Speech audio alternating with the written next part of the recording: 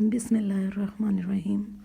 آج کی آیت کا بہت پیارا خوبصورت ترجمہ: اے ہمارے رب، ہمارے گناہ معاف کر دے اور ہماری برائیاں دور فرما، اور ہمارا خاتمہ نیک لوگوں کے ساتھ کرنا۔ قرآن پاک کو ترجمے کے ساتھ پڑھا کریں، میرے چینل پہ وزٹ کریں، یہاں پہ آپ کو مختلف آیات ترجمے کے ساتھ ملیں گی۔ آگے چلتے ہیں۔ اور تو کہہ دے، اے رب معاف کر اور رحم کر، اور تو ہے بہتر سب سے زیادہ رحم والوں سے۔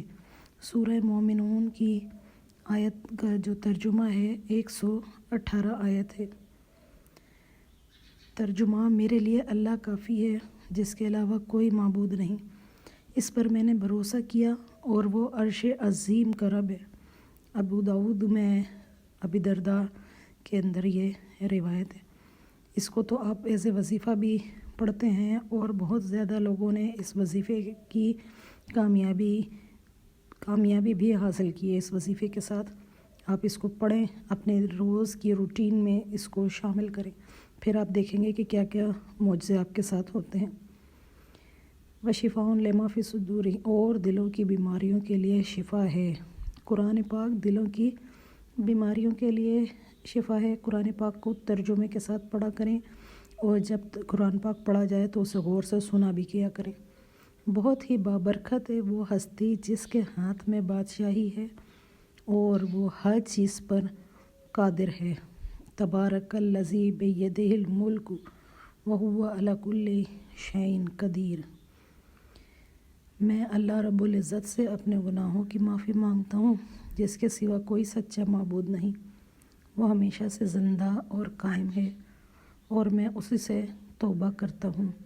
سنن ترمذی ابو داؤد میں یہ حدیث آتی ہے: استغفر اللہ الذی لا الہ الا هو الحی القیوم واتوب الیہ۔ سبحان اللہ۔ حدیث پاک بھی میرے چینل پر بہت زیادہ ویڈیو ہیں، ان مفہوم کے ساتھ ترجمے کے ساتھ وزٹ کریں۔ اللہ تعالیٰ کا وعدہ ہے، جو ایمان لائیں اور نیک کام کریں ان کے لیے وسیع مغفرت اور بڑا اجر و ثواب ہے۔ اللہ تعالیٰ کا وعدہ ہے تو اللہ کا وعدہ سچا اور پکا ہوتا ہے۔ اس کی شان یہ ہے کہ جب وہ کسی چیز کا ارادہ کرتا ہے تو اس سے فرما دیتا ہے کہ ہو جا، تو وہ ہو جاتی ہے۔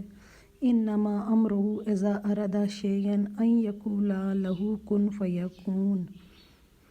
اے ایمان والو، اپنے صدقے کو ضائع نہ کرو، احسان جتلا کر اور تکلیف پہنچا کر۔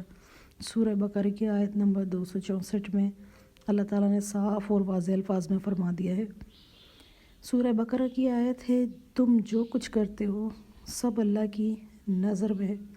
جس طرح ابھی ہم نے پیچھے پڑھا کہ اپنے صدقے کو ضائع نہ کریں، احسان کے ساتھ یا جٹلا کر۔